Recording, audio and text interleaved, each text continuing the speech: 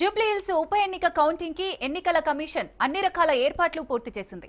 42 tables ఏర్పాటు చేసి 10 రౌండ్లుగా ఓట్ల లెక్కింపు చేయనున్నారు. ఒక్కో టేబుల్ వద్ద 3 అధికారులు విధులు నిర్వహించనున్నారు. సీసీటీవీ నిఘా, రిటర్నింగ్ అధికారి పర్యవేక్షణలో కౌంటింగ్ జరగనుంది. జూబ్లీహిల్స్ ఉప ఎన్నిక కౌంటింగ్ కి సంబంధించిన మరింత సమాచారం మా ప్రతినిధి రాజు అందిస్తారు. కౌంటింగ్ రేపు ఉదయం 8 గంటల నుంచి ప్రారంభం కాబోతా ఉంది. మొదట పోస్టల్ బ్యాలెట్ ఓటింగ్ లెక్కిస్తారు. ఆ తర్వాత హోమ్ ఓటింగ్ అంటే ఎవరైతే పోలింగ్ బూత్లకు రానటువంటి వికలాంగులు వారితో పాటుగానే వృద్ధులు ఉంటారు. వారికి 103 మంది అప్లై చేసుకోగా అందులో 2 చనిపోయారు. 101 మంది ఈ యొక్క హోమ్ ఓటింగ్లో పాల్గొన్నటువంటి పరిస్థితి అయితే ఉంది. ప్రస్తుతం మనం కోట్ల విజయభాస్కర్ రెడ్డి స్టేడియంలో ఉన్నాం. రేపు ఇక్కడే జూబ్లీహిల్స్ నియోజకవర్గ ఓటర్లు వేసినటువంటి ఓట్ల లెక్కింపు కార్యక్రమం జరగబోతా ఉంది. ప్రస్తుతం ఓవరాల్గా 10 రౌండ్లలో ఈ యొక్క పోలింగ్కి సంబంధించి కౌంటింగ్ జరగబోతా ఉంది. 10 రౌండ్ల వారీగా కౌంటింగ్ జరగబోతా ఉంది. ఈ ఓవరాల్గా 42 టేబుల్స్ను కూడా ఏర్పాటు చేసినటువంటి సిచ్యువేషన్ అయితే కనిపిస్తూ ఉంది.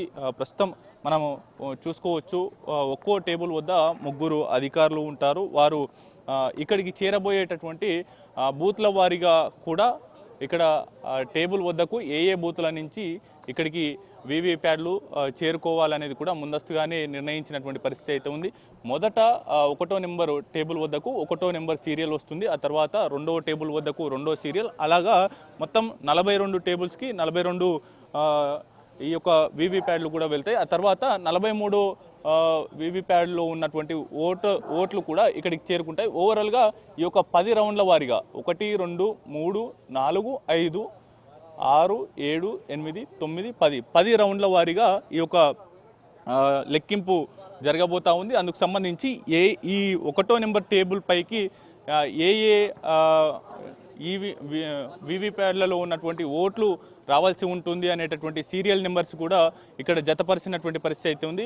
1వ నెంబర్ టేబుల్ వద్దకు 1, 43, 85, 127, 169, 211, 253, 295, 337, 379 ఒక్కోసారి ఒక్కో వీవీప్యాడ్లో ఉన్నటువంటి అంటే మొదటగా ఓపెన్ చేసినటువంటి మొదటి రౌండ్లో ఓపెన్ చేసినటువంటి ఓటర్లు ఆ యొక్క స్లిప్పులు ఏవైతే ఉంటాయో వాటిని అన్నిటినీ కూడా సిఫిల్ చేస్తారు. అన్ని టేబుళ్లకు వచ్చే విధంగా కూడా ఏర్పాటు చేస్తారు.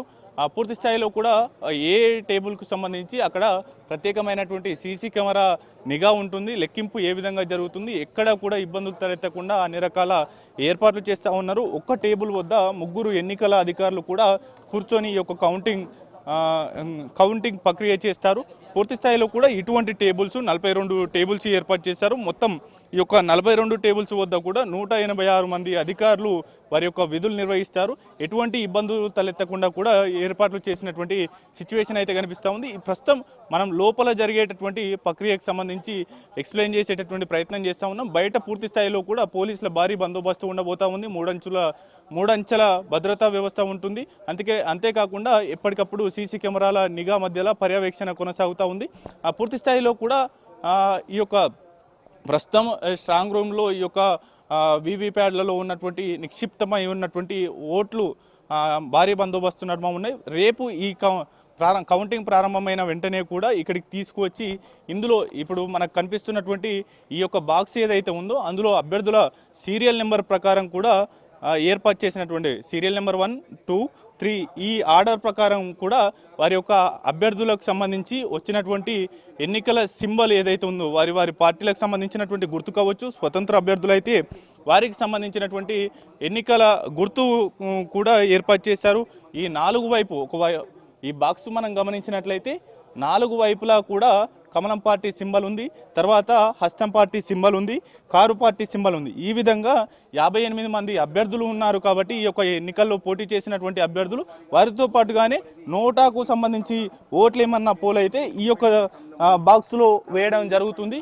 ఈ విధంగా వేసిన తర్వాత ఒక్కో బాక్స్ ఓపెన్ చేసిన తర్వాత వారికి ఆ టేబుల్ మీదకి వెళ్ళడం జరుగుతుంది. ఆ టేబుల్ మీదకి వెళ్ళిన తర్వాత అప్పుడు ఈ యొక్క కౌంటింగ్ ప్రారంభం కాబోతా ఉంది. ఇట్లా 42 టేబుల్స్ ఏర్పాటు చేయడం జరిగింది.